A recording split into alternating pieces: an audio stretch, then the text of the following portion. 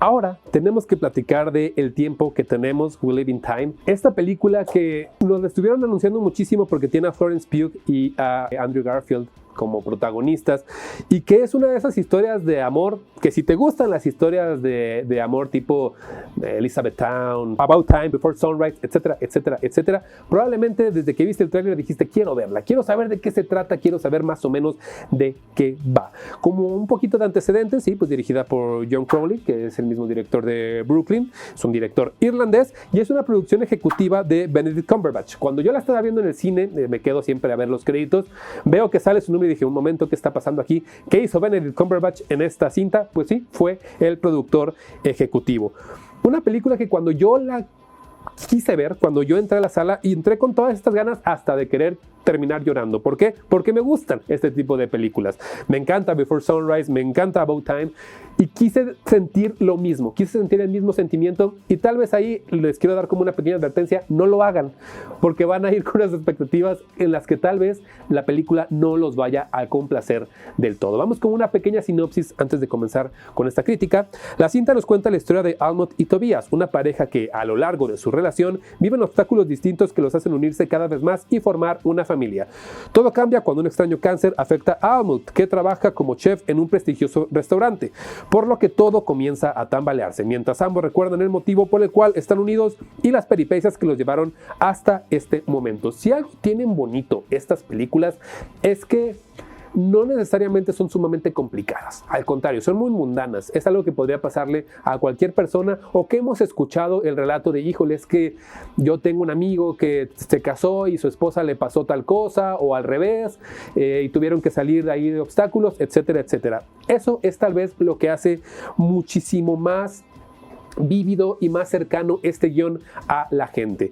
Un guión hecho por Nick Payne, que Nick Payne es un guionista muy reconocido, pero que sobre todo ha escrito teatro, y se nota que ha escrito teatro cuando vemos esta cinta. ¿Por qué? Porque todo lo que hay dentro del cuadro podría ser traducido a una obra de teatro.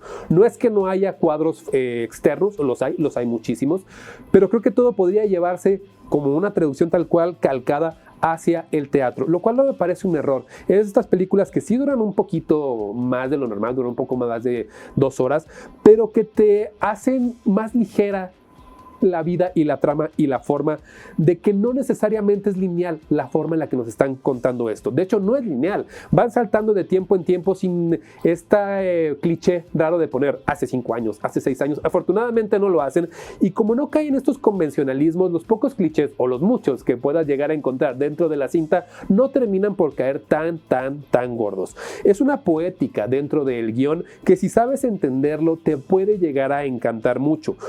Aunque sí existen agujeros argumentales dentro de la historia, sobre todo en la forma en la que esta relación entre ellos dos salta de momentos que, si no pones la suficiente atención, o si te volteas un ratito a tomar el refresco, a agarrar la crepa o a comerte las palomitas, si te lo pierdes, sí puedes decir: híjole, ¿qué me perdí? ¿Qué está pasando? A pesar de eso, yo no pude llorar, como ya lo dije, y sí es porque yo esperaba más, pero porque también no es tan memorable. Otras películas como esta, sobre todo por ejemplo como Elizabethtown, vamos a poner ese ejemplo, eran sumamente memorables. ¿Qué pasaba? Que teníamos una historia en la que nosotros queríamos vernos reflejados, ¿no? Aquí, al saltar tantos tiempos, puede ir hacia diferentes tipos de personas, como a alguien de 30, 35 años en adelante, que creo que más el objetivo va por ahí, pero también evoca a otras edades, pero no de la manera en la que quieras terminar llorando o que quieras terminar súper enternecido por la historia. Casi sí, no estoy diciendo que sea mala ni que sea un fallo, simplemente no es la mejor manera tal vez de haberlo hecho, o no es que no sea la mejor manera, es que esa fue una manera y no generó exactamente eso, lo que no quiere decir absolutamente nunca que sea un error. Vámonos con las actuaciones, porque sí, tenemos a 2 protagónicos.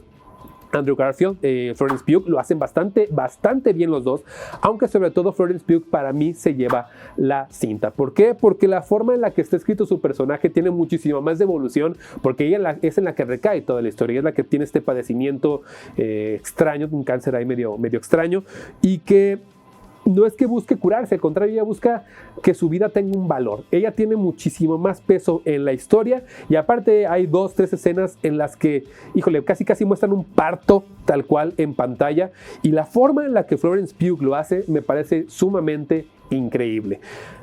Andrew Garfield No es que lo haga mal, simplemente creo que sobre todo repite un poco el papel que hace en Tic Tic Boom, como este joven de 30 años, un poquito más grande, que está perdido en la vida, que no sabe qué hacer, que se acaba de divorciar, etcétera, etcétera. Creo que se está repitiendo un poquito, sobre todo en la forma en la que expresa sentimientos con su rostro, y Florence Pugh sí ve un avance. ¿Por qué? Porque la hemos visto en diferentes cintas, por ejemplo en Midsommar, y aquí estamos viendo totalmente otra persona, y a Andrew Garfield estoy viendo un poquito hasta Spider-Man.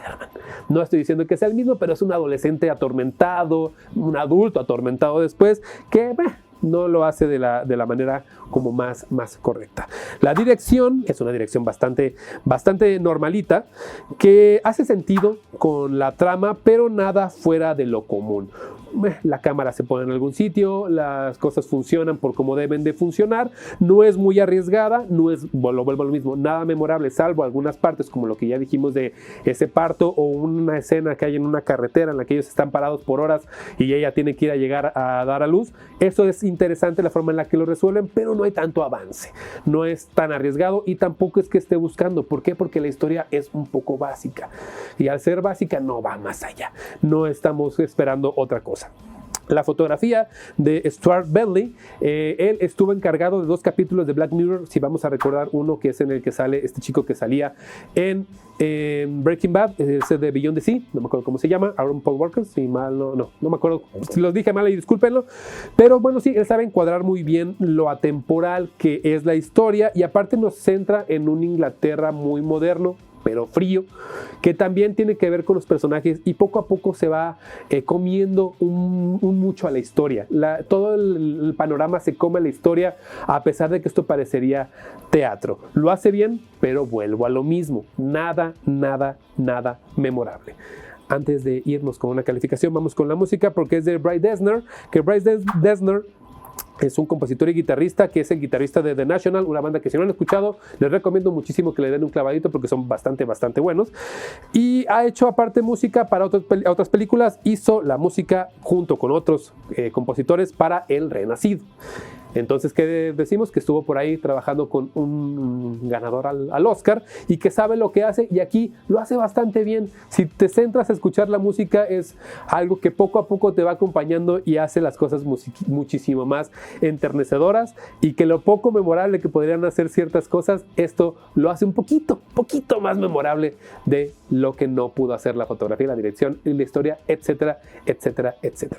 Con todo esto dicho, ahora vamos a dar una pequeña calificación y una recomendación, porque sí, para mí esto es un 7.1, que pudo haber sido mejor si tal vez no hubiera ido con una perspectiva de querer ver cierta cosa exacta. Ese fue mi error, pero no está mal. Lo que sí les voy a recomendar es que por favor vean toda la saga de Before Sunrise. ¿Por qué? Porque si les gustan ese tipo de historias, muy seguramente también les va a encantar Before Sunrise.